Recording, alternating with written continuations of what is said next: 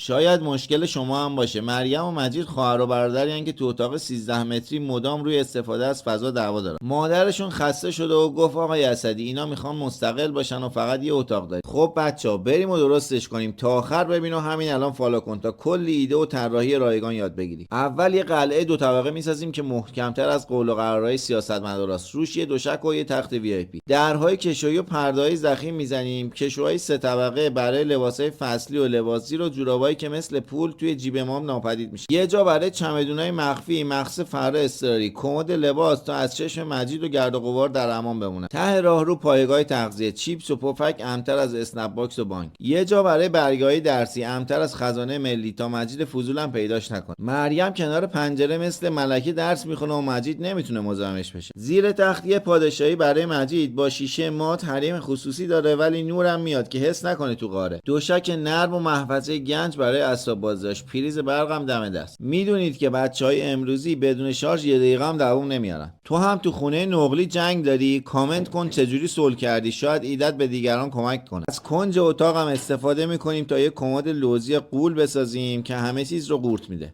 اگه این تغییر رو حس کردی و دوست داشتی فالو کن و با خانوادت و دوستان به اشتراک بذار.